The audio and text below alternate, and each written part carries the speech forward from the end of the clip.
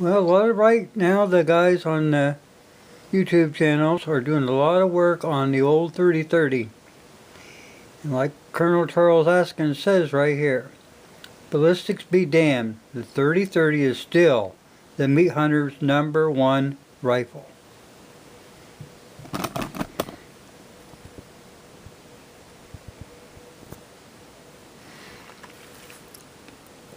I better get this, see if people can see.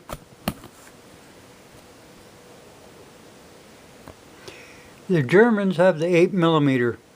The British cling to their dear old 303. The Swedes swear by their 6.5mm, and the Italians have their own version of this caliber, and the French have never been quite ready to accept any other caliber than their venerable 8mm Lebel. We too have our most typical cartridge. It's the 3030 Winchester. There were a lot of people who will snort over this contention. Nevertheless, it's true. Winchester tells me the sales of their maligned old 3030 run 15 to 20 millions annually. The Remington outfit sells just as many cartridges, and the Federal now is only second to UMC, is our biggest manufacturer of sporting cartridges, also load this many 3030 rounds. This comes out considerably to no less than 50 million rounds annually. The only cartridge which exceeds this quantity is the lowly .22 rifle. None of the others are even in hailing distance. Now the 3030 came out in 1895. It was just all they did was neck down to 3240. At the same time they were doing this, they came out with 32 Special. But it was just the concessionaires who were still shooting and weren't about ready to give up their black powder burners. The 32 Special had the same diameter, a little bit bigger bullet. It gave the 32 its appeal was the twist was 1 turn in 16 instead of 1 in 12, as the case was for the 3030. Now, back in the day when they come out with this, people didn't think that pipsqueak bullet, which weighed 165 grains, would do anything, kill anything bigger than a chipmunk. Because back then, this was back in the days of the 50 caliber sharps and the 500 grain slugs, and the very notion that a sliver of lead no bigger than 165 grains was really bogged the sportsman's mind back then.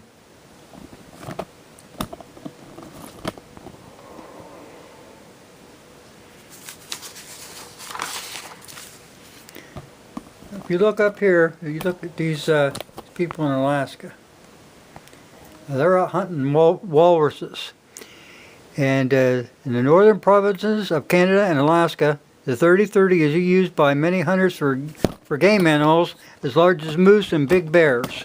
It is not the best cartridge for this large game, and bullet placement is very important. But it is actually for everything. It's bullet placement, people. Always has been. Always will.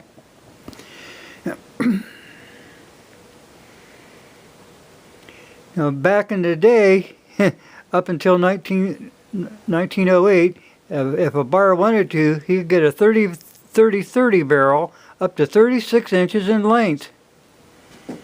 And if he had money for that sort of thing, he could get a full octangular, half octangular, or a takedown model. Wow. Yeah. But the 3030's been around an awful long time, people. It's a hunter's gun, It's the arm of the outdoorsman, the fellow who only clears leather when he has game in view. It's not a target tool. It never will win any kudos at the bench, and is yet to be seen at Camp Perry. Boy, that's true. There's a highly engraved 3030. Right there's a Savage Model 170 pump in 3030. Now you got to remember something. Uh, the old 30-30, it whips along right around at 2,220 feet per second with 170 grain, and 150 grain does about 2,400. And you've got energies around, 1,860 pounds level.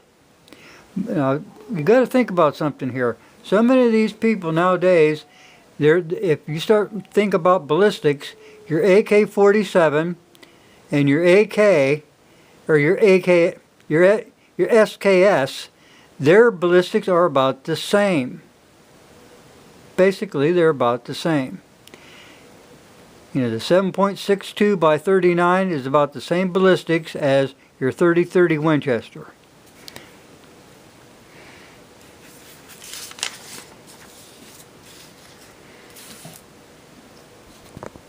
Right up there's a Marlin 336. I think that's what it's called. Yeah.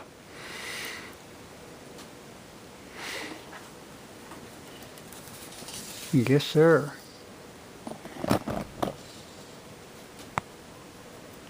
There's a couple of ranchers out west. Many a rancher down through the years has taken a big mountain lion and has spread havoc through his sheep flock or his cattle herd.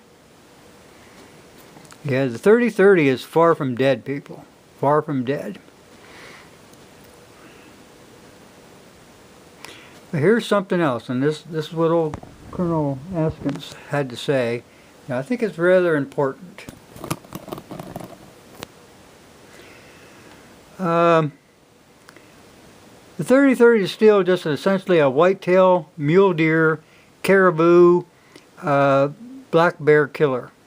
He would not want to tackle a moose with it, but he did rub shoulders with an Athabasca trapper named Lena, who was a mother of 6 kids, the widow of 5 men, some of whom she had married and others she had not. And this girl shot all of her moose with a 30-30. Lena averaged a moose every 3 weeks to feed the kids, the several hombres who always infested her camp, and 2 sled teams. "Where do you shoot your moose?" he asked one day. "Shoot him in ribs," she grunted. "Follow up 2 or 3 hours later. Moose lay down. Then give him one behind the ears."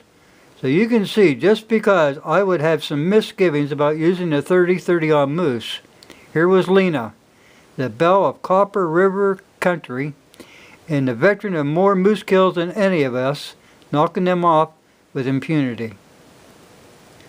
There you go, guys. That's the 30-30. I can remember back in 1964, my buddy got, he was 16, and my buddy's dad took him for his birthday to Western Auto. I went with him. And he got a brand new 30-30 Winchester, $79.95 if I remember right. I can't remember what the ammo was, maybe $3.50 a box or something. But the following year he got one of those little hand Lee reloaders for $9 and something. And he still uses that. He has a bullet mold for 150 grains. If he's going to shoot groundhog, or if he's going to shoot small game, then he uses unique to load it up. When he's deer hunting, he uses 30-31. Now they've had that cabin over in Pennsylvania now for, it's been in the family for like 150 years. They still use it. I mean, the cabin fell down once, and they rebuilt it like 25 years ago. But my buddy only has one firearm, and that's the Winchester Model 94 in 30-30. And that's what he uses. Okay, guys. Thanks for watching. I just thought you guys would be interested in this being about the 30-30, because I'm telling you what, they don't get any better than that. If you want a gun for all-around use, there you go.